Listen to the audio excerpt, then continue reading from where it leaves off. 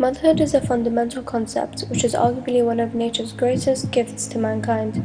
It is an essential aspect of society and a divine blessing to all humanity.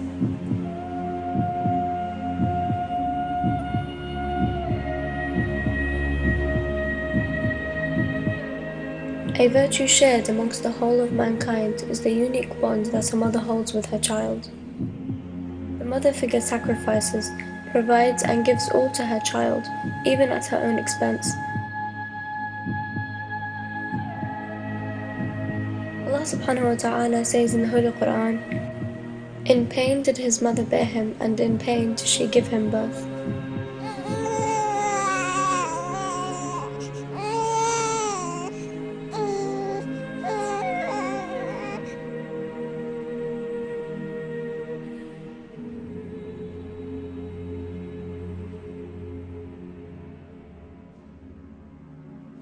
From pregnancy right through to the finishing point of raising children, we aim to understand the greatness of the mother figure, and why this status is praised in the religion of Islam.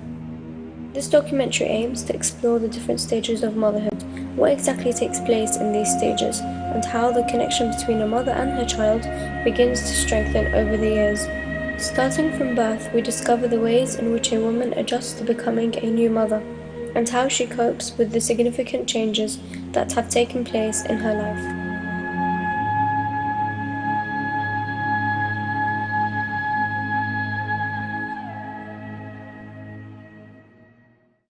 I come from a really big family, so I'm one of 8 siblings, and I've practically raised, them and my cousins, and just generally naturally been around kids. So I've always known that I've wanted to have them myself. Living with, brothers and sisters and raising them is so different to having your own child, because you'll get fed up with your brothers and you'll tell them, please leave the room, or you storm off if you have an argument. But if you have your child, you are their only support. You're the only person that can look after them, that can wash them, and it's they're so fragile. Like you can't not want to take care of them, even though they put you through so much. They spit on you, they cry, they don't give you enough sleep.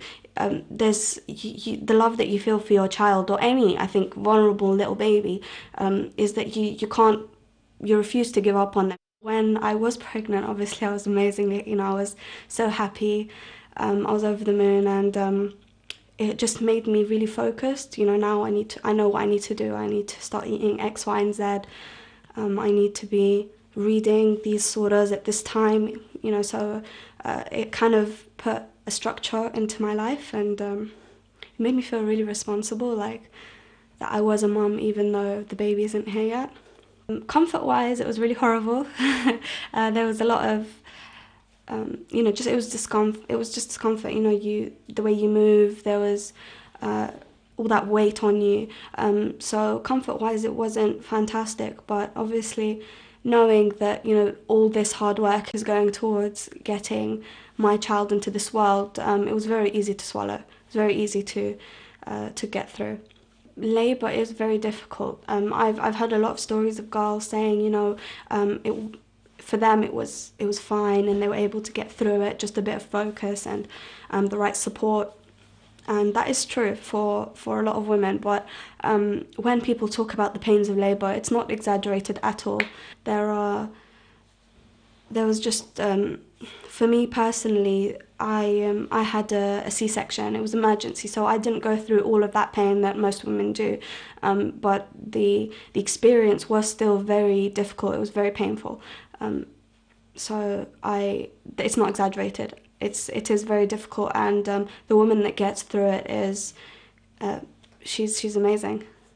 For me, again, I didn't really get to hold my baby at first. It was because I was still in surgery, I was still in theatre. They were, making sure everything was okay, and making sure I was okay. Baby was being looked after by my family at the time. But when I did come around and I was able to hold him, it was an amazing experience. I didn't believe something, like, I didn't believe he came from me. He was just so big and so real, and he was beautiful, and you just don't think that you're able to to create something like that. Obviously it's not you, it's Allah subhanahu wa ta'ala, but the fact that you are part of the experience, part of the process. Giving birth has affected me positively in the sense that I now feel like there's a greater meaning in my life. You know, before you know that you're supposed to pray, you know, you're supposed to go to majalis, you're supposed to be good to your mother and whatnot, but it's different when there's something that has such high priority in your life that you feel, okay, now I have a purpose. It's to be with him. It's to take care of him, and also your child loves you. Like you can see it when they smile, when they see you, they start moving, they react to you.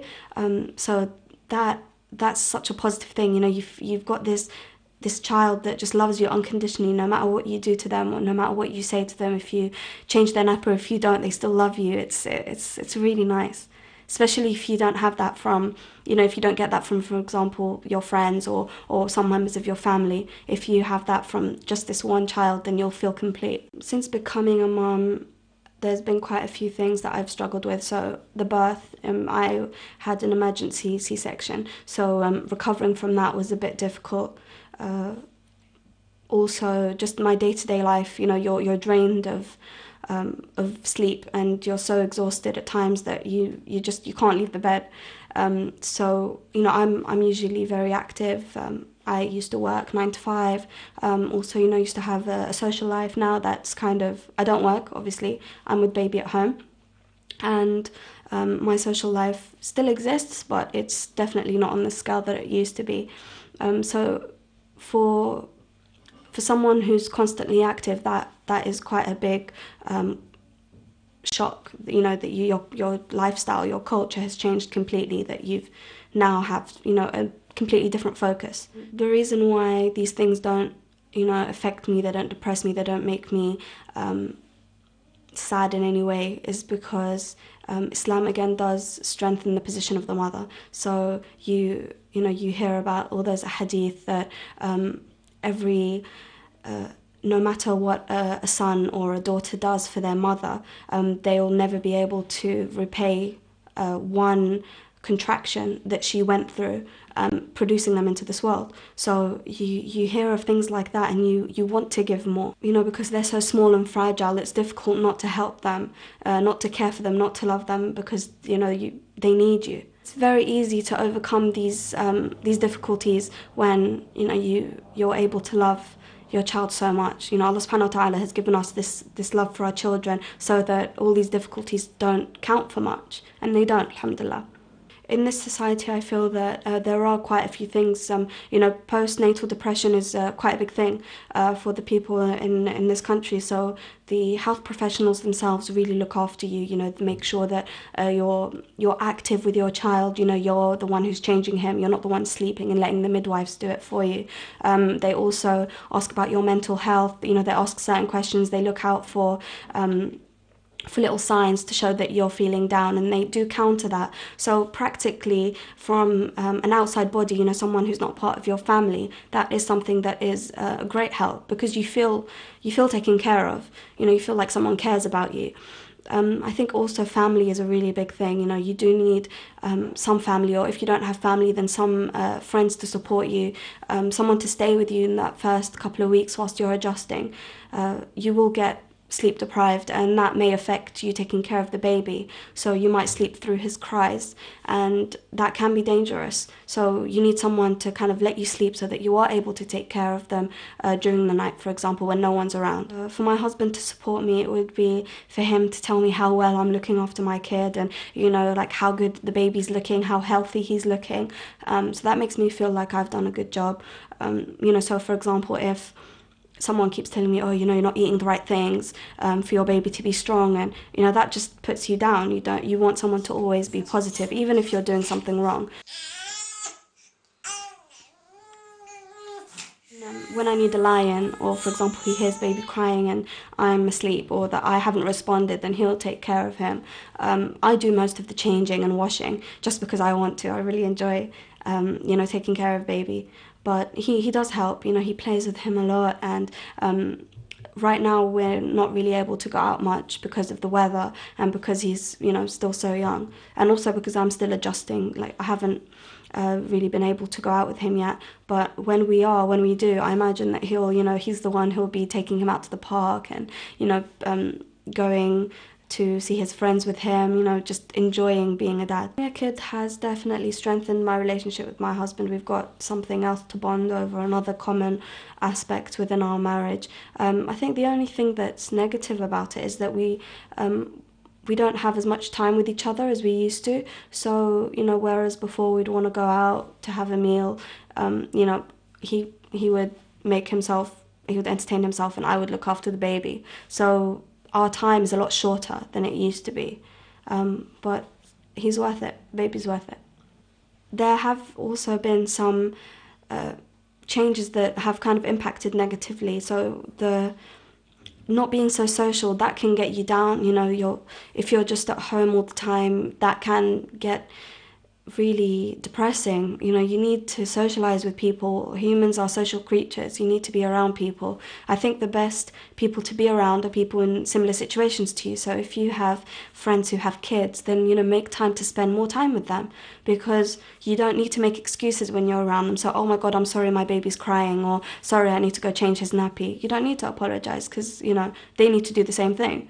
And it makes you feel better to relate to someone else. I've always known the importance of motherhood, and but obviously, as a newlywed and as a teenager, you don't really think about you don't really see the importance of it. You don't see that it's a worthwhile thing right now. You want to enjoy your life. You want to accomplish X, Y, and Z. You want to get your degree. You want to travel the world, etc. So when you do become a mother, it kind of makes those things seem superficial.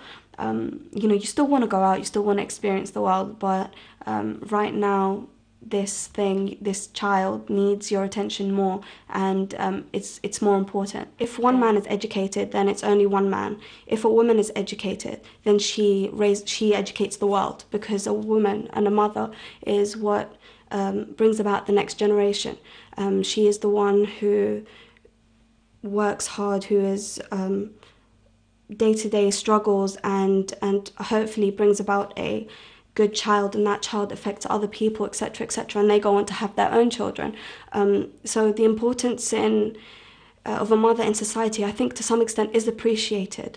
There's especially when you go through the process of being a mother, you go through, for example, the system, and they literally just throw pamphlets at you. This is good for your baby, this is good for the mother, come to this workshop for new mums, and this is the support group. So I think this society does value the role of the mother. Maybe it's not too much, mainstream TV. You don't hear about it if you're not one, because you're not the target audience. But I think definitely society does hold it in high regard. In law, for example, you're able to get a year off to be with your child from work, and they still pay you even though you're not working. So I think that shows that in this society, at least, that women and mothers are considered important. Having my kid definitely has it's affirmed the positive side of motherhood. It's actually a lot better than what I expected. So, when I used to live with my family, my brothers and sisters, when they were young, playing with them, and that feeling that you get seeing a child laugh at you and giggle just because you're around, that was beautiful. But now having your own kid, it's even more intensified. It's not as hard as people think it is, with the right support, obviously. It's not as hard as, especially the early stages of motherhood. It can be quite fun. It can be, it's very manageable, and it's lovely being around baby and having him react to me that way. Islam has affected me in my position as a mother in the way that I definitely don't feel like I'm wasting my time. There's sometimes here in the West you get people who think, oh, you're a homemaker, oh, you're a housewife, oh, you're a stay-at-home mom, well, you don't do much. I'm out in the real world working 9 to 5. That's not really true. Being a mom is a 24-hour day job. You get woken up in the middle of the night several times. Where you had plans, you'd have to cancel them because your baby's ill. Islam appreciates the role of the mother. The Prophet ﷺ has said on many occasions, has elevated the status of the mother. So, the heaven is under the mother's feet.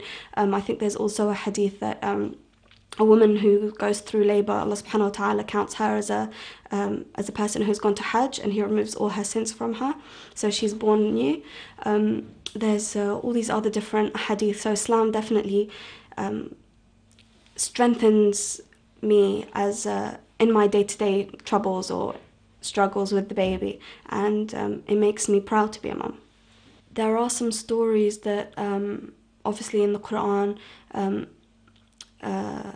Sayyidina Musa alayhi salam, so Moses and his mother, and what she went through, how much love she had for him and how much faith she had in God, that she put him in the basket and she put him in the river and let God take care of him. That is a great example of how much love a mother has for her child. She'll want to do anything to save him, even as something so extreme as to put him in a river. There are obviously other examples, from Fatima Zahra alayhi salam. We hear about Sayyidah Zainab and how much love she had for her kids and what she taught them. So having a strong connection with your child is very important, because it will lead the way to his future. You will, inshallah, always have that bond with your child. Also, when it comes to raising him, you want him to love you enough to listen to you. You want him to respect you. You want him to want to please you. So that's important. But if we're talking about emotion, what you feel, what you go through as a mom is it's quite straining on the body and on the mind. So having that strong connection kind of recharges you. So when you're tired and when you can't be bothered to get out of bed to see what his needs are, when you understand that when you know that you love him and that he loves you and you have that strong bond, then you will force yourself to get out of bed, because it's what you do when you love someone. You'll take care of him. It's very important. Although I am his mum, like right now he is a baby, so I can't tell him off. I can't be the teacher. I can't be the strict parent. I think right now it feels more like we're friends. That I take care of him and I play with him, and he plays with me. He reacts. So that's the kind of relationship I would describe with my son right now. Just the fact that if he hears my voice, he'll turn around and he'll look for me. So he knows who I am. He knows that I take care of him. He obviously feels that I love him because I feel that from him, from his responses. Children are so innocent, so you can tell what they feel on their face, or if they're sad, they've got that grumpy look. If they're tired, they're very, very easy to read. So when he reacts with me, you can see love in his eyes, and it's so magical. Like when he smiles and when you play with him, it makes me feel good that he loves me and that I'm obviously taking care of him well enough that he is responding to me in that way. Raising a child has helped me understand or learn how to do so many things. So, for example, he has a pattern now, and I can tell you that, without waiting for it to happen. He'll sleep, he'll wake up, he'll be hungry. After that, he'll need his nappy changed, he'll want to play for a bit, and then he'll be overstimulated and he'll go back to sleep straight away. That is something that I've learnt from just being around him, looking after him. Time has taught me that, I would say. All the other stuff, bathing him and changing him and making sure he's warm or he's not too cold, I think that comes from also learning it from others as well as practice. So both these things are really important. Mentally, I think it's definitely, raising a child has definitely made me appreciate children a lot more. Like they're not that annoying thing. They just need to be understood. So as a baby, he'll cry and cry and cry. And most people will be like, oh, what does he want? Just give him a dummy. They'll try anything rather than trying to work out or try to understand that that's the only way that he can communicate to you, rather than rushing towards him, trying and help him understand what he's going through. Mentally, so that's helped me understand or appreciate children a lot more. I've also definitely learned how to be patient, how to more patient with myself or with the people around me, knowing that they're probably just as grumpy as I am because of lack of sleep. Rather than, why are you upset? Blaming them. I'm the mother. You didn't do anything.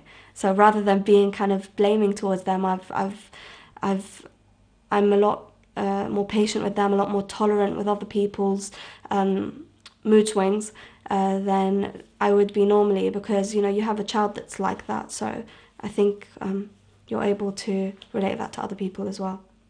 They're not as important as nurturing your child intellectually and raising them in the proper way. So that's my biggest fear, that I'll take the easy way out and just get so fed up of being so busy and tired that I'll just shove them in the corner. Here, take this game, play with it whilst I do what I want.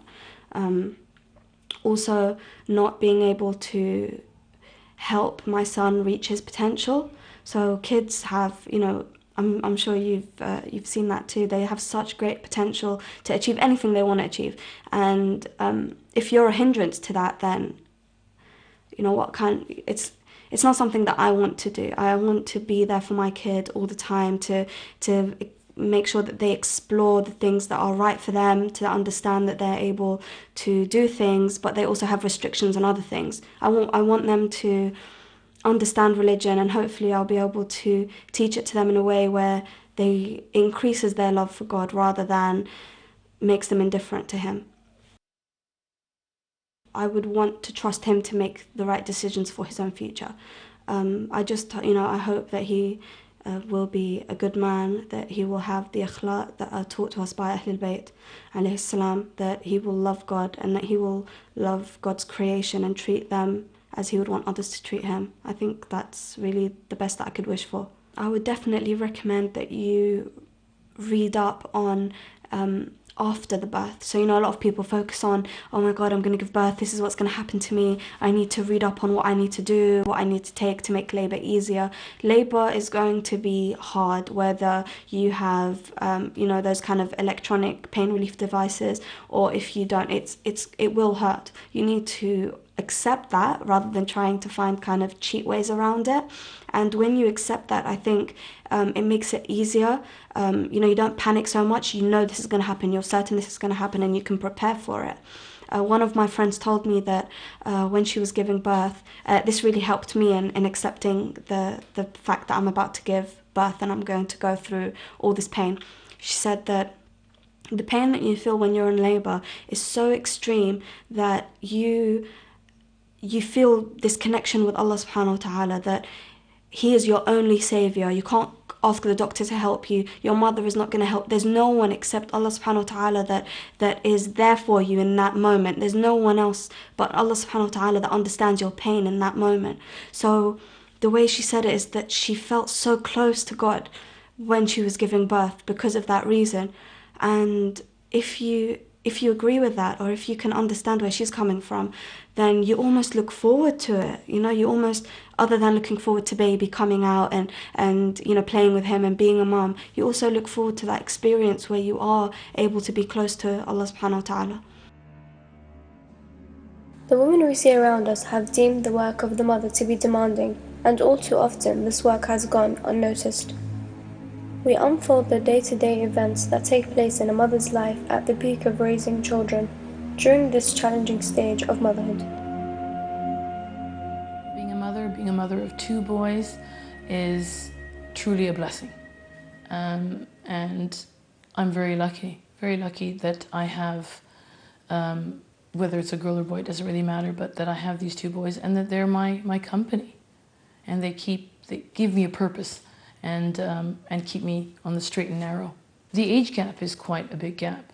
One is 12 and one is 6. So raising them together is actually much better because they have the company, the companionship. They have something to compare each other to as well and gauge off one another. Right now, they complement each other because they're both different, not only age-wise, but in their personality. So they complement one another because the older one who's more patient and understanding and more generous, much more generous, the younger one is a polar opposite. He is witty. He is, to say the least, not that generous. And so they kind of bounce off of each other. As a mother, Allah instills this love in us. It's natural, it's innate. And we do love our children equally. Whether you have 2 or more, 2 or 20. You do love them equally, and you want to do best by them all. But here's the difference. The difference is that you also love them individually for their certain traits and their personality. So it may seem to an onlooker, or even to the children that you have, that you love one more than the other, but you don't. You actually love them equally, but you see them as individuals, and you love them for those qualities that they possess. And we know that these are whole human beings with their own personality. So that personality, one child can have a personality like the mother, and another child can have the personality like the father. So they might just bond with the other parent. And when it comes to financial things, or physical, objects and tangible items, that they do get it equally. If wherever you can interject something equally, so if I'm buying a gift or whatever, I'll buy for both of them, or I'll give them both a choice. And if they're both getting pocket money, they're both getting pocket money. So there's a lot of things where you can do them the same, and they see that. I'd like to think that I have, first and foremost, that I'm a good mother. I'd like to think that. And, for the most part, we all of us, I think, are great moms, but I'd like to think that I am, because, you do things out of love. Second of all, I'd like to think that I'm their friend, because you have to befriend them. You have to partake in what they're doing, ask them questions, listen to them, and answer their questions. You've got to be interested in what they're doing, and not just kind of absent-minded, kind of umming and ahhing. Sit with them, guide them, advise them, talk to them, laugh with them, that you are their friend. And third of all, I think I'm their teacher as well. I'm there to teach them and guide them, to give them advice, to explain things to them, whether it's a project or a math question, or something in madrasa, Quran, whatever I know, I'm there to impart my knowledge to them. Having a son that's approaching his teenage years, it's you can see that it's approaching. You can see that he's different and he's changing. But as long as you understand that changes, you are aware that these changes are going to happen, you know that as long as emotionally you can sit with them and talk to them and explain things to them, and you have to be understanding. Sometimes as a parent you have to step back. And there's other times when you have to sit down with them, because they're that much older. The shouting or the finger pointing doesn't work. You need to sit with them and understand and have a conversation, have a proper dialogue with them, and try to get to the underlying issues. And sometimes you don't need to talk to them at all. Sometimes they just need to have that step away from everybody and have their time out as well. And even if they're older, sometimes they need that time to themselves. So you can see that it's a bit more challenging, but then this is, as a parent, where you have to, number one, as a parent, I think that you should try to draw upon your own experiences when you're younger. And because there's me and my husband, we think about our adolescence and we try to compare, and then you have to try to be understanding and say, okay, well, there's a lot of changes that they're going through, and not only are they going through changes physically and emotionally, but they also go through changes in schools, right? Because they go from primary school to high school, and that's a big change too. And sometimes friends change. So you have to take a lot of issues to account before you sit and talk to them, or sometimes you don't need to talk to them. You give them their space. And you have to make sure that you're there, that so that when they come to you, you're ready. What worries me now, as he is going to get right into the middle of his teens, is that, honestly, remembering my childhood and remembering that what kept me grounded was the discussions I used to have with my parents a lot. So me and my husband tried to make sure that we're always there, talking to them, giving them examples, talking about our youth to them and giving them examples of what we did, even sometimes how we messed up. We made those simple mistakes, and how we overcame these mistakes. And another really big thing is the friends that he is going to keep. Now that to me, I know was my success, that I always had good friends. Truly through the mercy of Allah subhanahu wa ta'ala, I had good friends, and that kept me focused. And that's the buzzword really. He has to stay focused. In order for him to stay focused, he has to find those group of friends that want what he wants, that he can relate to. Not sway him, but keep him, because he's not going to be with me for 8 hours of the day. And as he grows up, he's going to be with me less and less and less. That's my worry. When it comes to education, you know, you have to try to find the right balance, make sure that they go to good schools, make sure you're there to support them. You have to be involved. And it's a constant thing. But the background that I come from, and I think a lot of parents feel this, it's not just education as in reading, writing, maths, and science. That's important as well. But there's other things that we have to educate them in. Not just the academia side of things, but also the practical side of things. All the things that they perhaps don't get to do at school. All the things like extracurricular activities you want to make sure that they are involved in, so that they can find their likes and dislikes. That's also part of making them a functioning person for the next generation. So although the academics is very important, the religious education is equally as important. Side by side, they go hand in hand. So that's where the madrasa comes in, the mosque comes in. That's all part of their education and their well-being. All you're pretty much doing is providing them with those opportunities, all of them. Because you're preparing this generation, you're raising them today for the next generation. Being a mother, I've had to make a lot of sacrifices. And first and foremost, the first sacrifice that I realized was my time. My time was completely taken up by the children, for the children. And secondly, very quickly I learned that finances are also being used for them. And everything that we do, we have to think twice, you know, that making sure that the kids have everything. But we do them happily because, you know, we've been there, done that, lived our life, and we've been given everything. And as parents, we want to do the same in return because we've been given everything. And we've seen our parents make that sacrifice. What lessons I've learned from being a mother?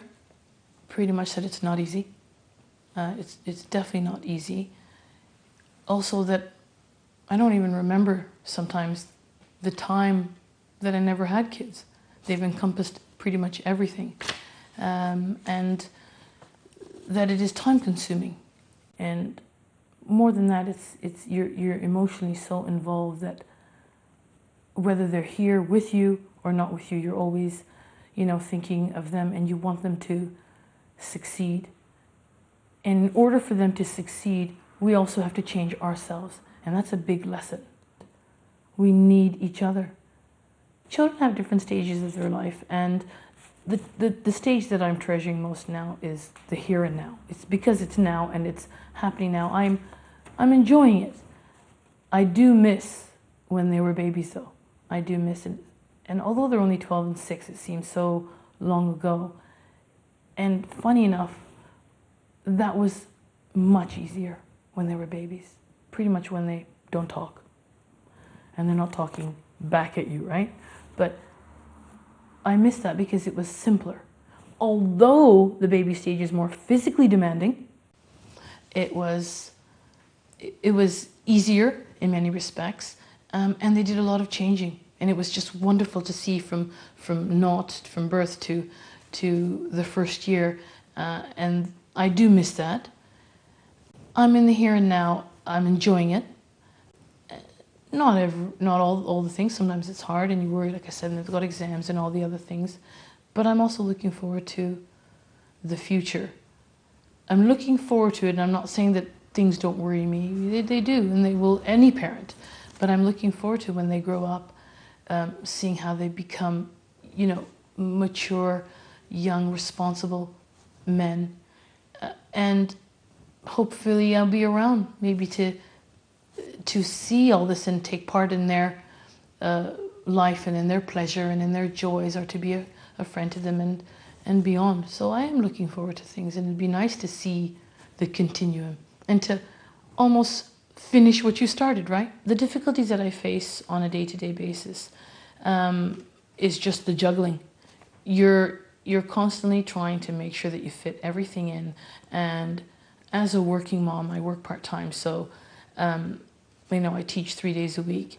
So you're juggling your own schedule and their schedules and making sure that you meet everything, all their school,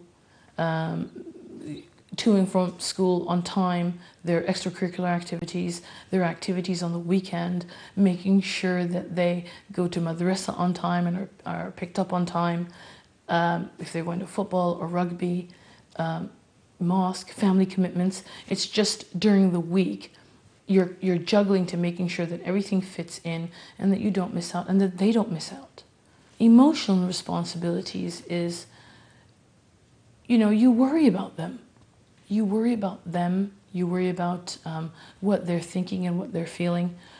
You want to be the one that they come to confide in and to ask the questions. So emotionally, it's when they're with you, you worry about them, and when they're not with you, you worry about them. And because you care so much for their well-being, and you want them to be emotionally sound and solid. When you stop and think for a minute, okay, all this organizing, that'll happen, it'll come, you'll get things done, you'll get them to and fro from their places. But a big difficulty is making sure when you sit back and you ponder, when you look at them, or when you think at the end of the day, hopefully you hope that they're going to be successful. You're hoping that whatever you do today and you invest in them, they will flourish, they will succeed, you will succeed, and you will be fruitful in what you do. And that's a difficulty / kind of hope and worry. And that's in the long term. But also there are really nice things about being a mom. And one of the best aspects of being a mom today now is just that they love you so much. They love you so much right now, and when they want the comfort, or when they want to cuddle, or when they want something, or they want you there, and you're wanted and you're loved, and you realize how important you really are as a pivotal point in the family. So it's great that you have a purpose. After many years of nurturing, nourishing, and fulfilling responsibilities placed upon her, the mother must now step back and allow her children to lead lives of their own. We examine the ways in which the role of the mother changes as she approaches this last stage of motherhood.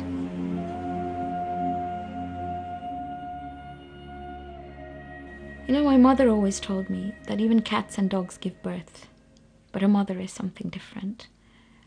And again, I will reiterate, it's a career you take. A mother is an absolutely amazing thing. When the Prophet said, Al-Jannatu tahta aqdam ummahatikum, that the Jannah lies at the feet of your moms, that wasn't a sentence that we've sort of, either parents use it to coerce their children into respecting them, but it doesn't work that way. I think you've got to earn it.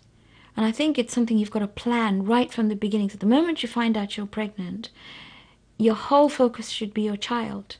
So it's not about you anymore.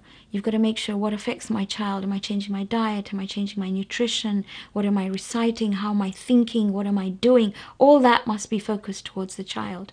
Once you've given birth, that's it. That's your focus. So I think a mother is someone who actually shapes that child.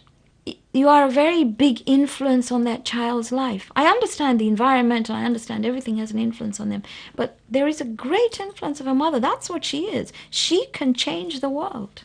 You can actually move mountains, not only with the nurturing or the upbringing you have of your children, but I think a mother's du'as also are absolutely amazing, amazing. And I remember specifically one particular day we were having sehri, and my mother was outside in the balcony, and my father looked at me and then pointed to her and said, "This woman, You will never hurt her, never. And that's what a mother is. That's what it's about. And if you can appreciate that, and I think if you can appreciate the importance of motherhood, nothing else will matter. Jannah's there waiting for you. God creates, and he's known as Khalik, as a creator. This is the only opportunity you get, in essence, to be godlike. If you're creating something and you're nurturing, it leaves a mark. In my mind, children, whether you have given birth to them or you have a passion for them, are you baqiyat salihat. At the end of the day, that's what it's all about. It's what you leave behind. You don't have to give birth to them. If you don't have the privilege to have done so, you can teach. And that's why, with a lack of, 5 is too little. So, ended up trying to teach whatever little I could. I never call myself a teacher. I guess being part of the opportunity of watching people grow and making an impact on their lives. You hope. Once you become a mother, I think you've got to forget everything else. Everything else is really put on a back boiler. That is the most important aspect of your life. There is no you left. There is no such thing as Al Banin Merali left.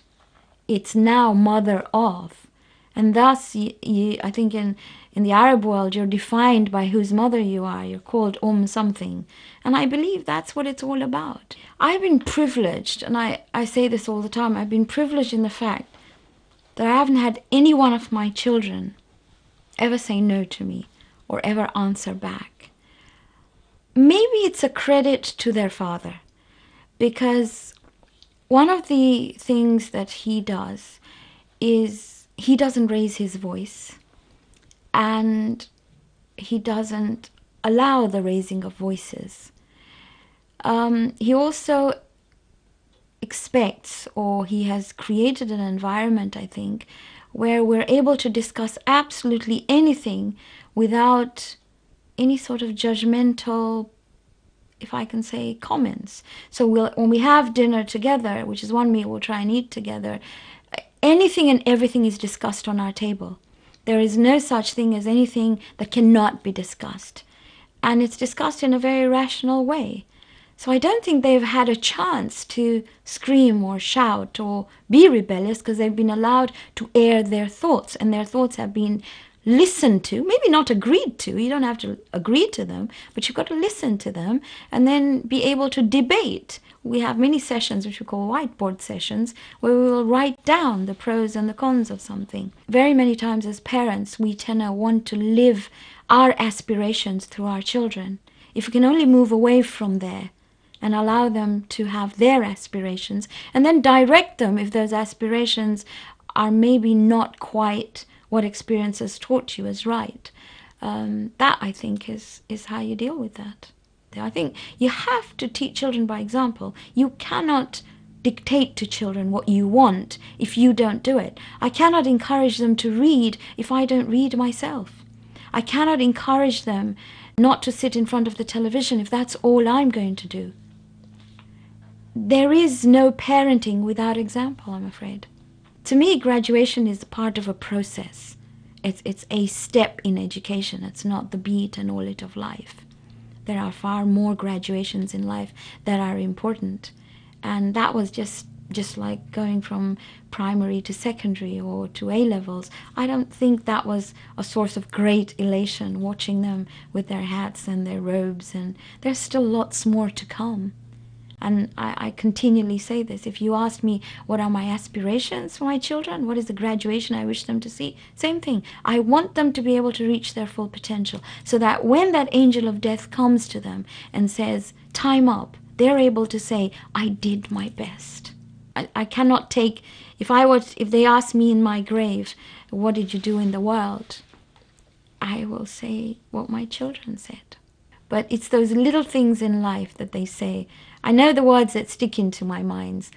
My daughter, I was reading Suhaila's stuff, and she writes and says, I can't thank God enough for having given me your belly to come out of. Now there's these little things that make my day. Jabir will say stuff like, there's not a single qunut in which I don't remember you. And for me that is success.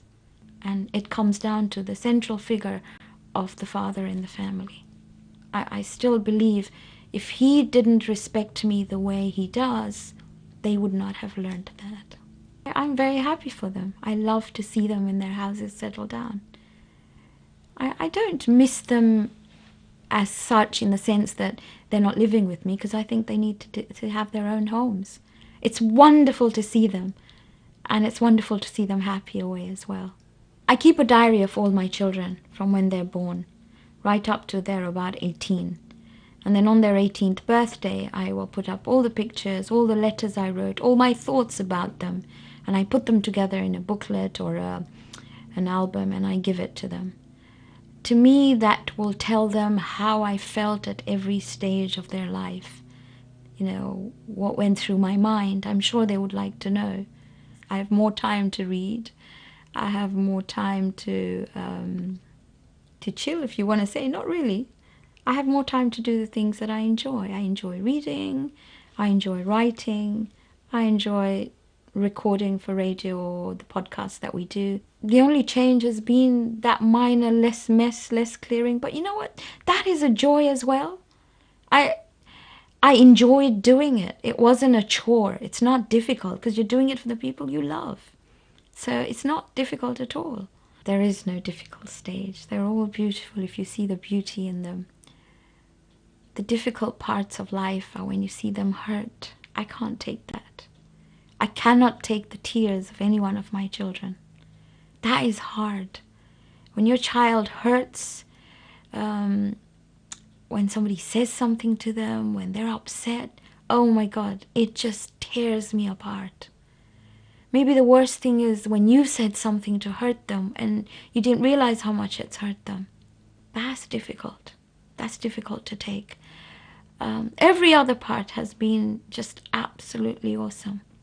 I will reiterate to you again, it is one of the most amazing blessings of God to have the ability to be given a child to raise. I mean, what else would you want?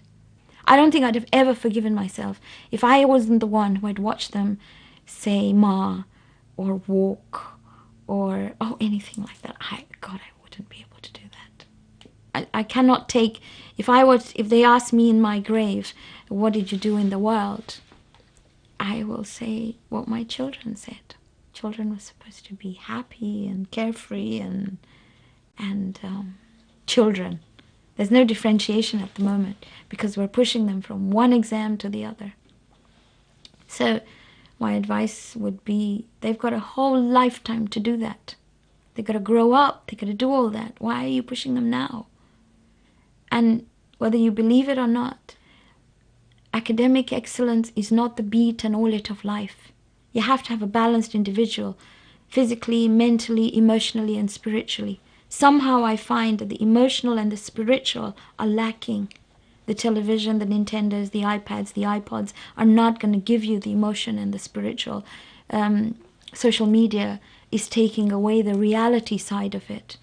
And if we're not going to allow our children to experience the real human contact or be real with themselves, it's not going to work. You can't just sit them in front of a computer. Or I don't agree with these, my own bedroom and my space. You've got to have them all downstairs. Be there in reality. It's not about rushing here or there or anywhere. And I will stress again, when you're a mom, that's who you are, a mom. You're nothing else. Everything else must be put on a back burner. There is much struggle that comes with motherhood, but regardless of the obstacles, the hardships, and the pain, it has proven to be something beautiful, both in its divinity and in its execution. The sheer beauty of the relationship between a mother and her child overshadows whatever difficulties it may come with. Indeed, the relationship between a mother and her child is a bond and a love like no other. Our women are the source of our humanity. Our children are born through our women.